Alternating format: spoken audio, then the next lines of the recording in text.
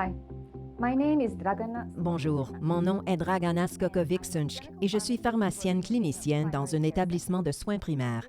Dans cette vidéo, la première d'une série de 3 réalisée par AE Probio Professional Discovery Academy, est rendue possible grâce à une subvention à caractère éducatif versée restriction par Align. Je vais discuter de la façon dont nous, en tant que professionnels de la santé, pouvons comprendre et soutenir nos patients atteints du SCI, du diagnostic à la gestion continue de ce trouble. Comme le syndrome du côlon irritable est l'une des affections gastro-intestinales les plus couramment diagnostiquées dans la pratique clinique, la plupart d'entre nous voyons chaque jour des patients atteints du SCI. Plus de 5 millions de Canadiennes et de Canadiens vivent avec les symptômes souvent débilitants et imprévisibles associés au SCI, et tout comme vous, je dois souvent leur apporter mon soutien.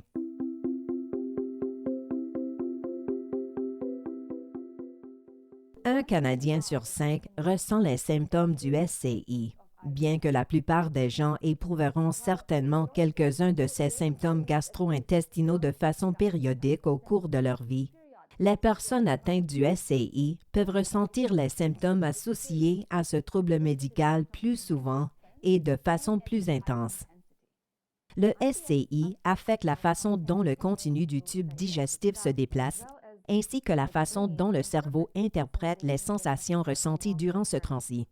Bien que la cause précise de ce trouble médical soit encore inconnue, le SCI pourrait être attribuable à une infection, une intoxication alimentaire, un changement dans l'alimentation, un déséquilibre d'origine bactérienne, hormonale ou des neurotransmetteurs, un voyage, des médicaments ou une chirurgie, et à des différences biologiques, car le SCI est plus souvent diagnostiqué chez les femmes que chez les hommes.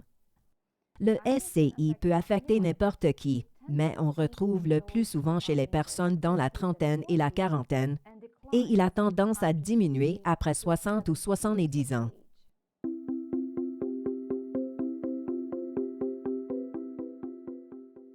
Parmi les symptômes du SCI, on retrouve des problèmes abdominaux souvent associés à des changements dans les selles.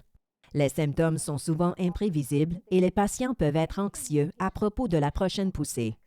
Le SCI entraîne d'autres symptômes, comme des douleurs et des crampes abdominales, de la constipation ou de la diarrhée, une fréquence anormale des selles, des ballonnements, un excès de gaz et des flatulences.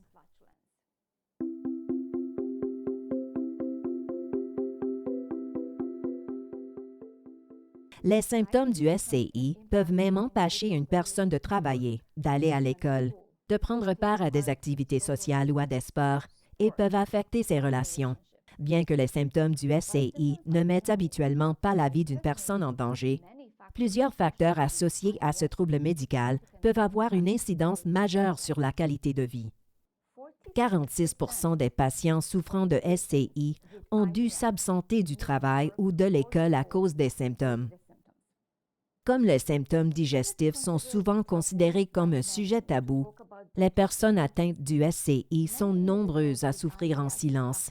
De plus, comme il s'agit d'un trouble fonctionnel, c'est-à-dire une maladie qui ne présente pas de signes physiques de dommages, plusieurs patients se sentent ignorés ou incompris.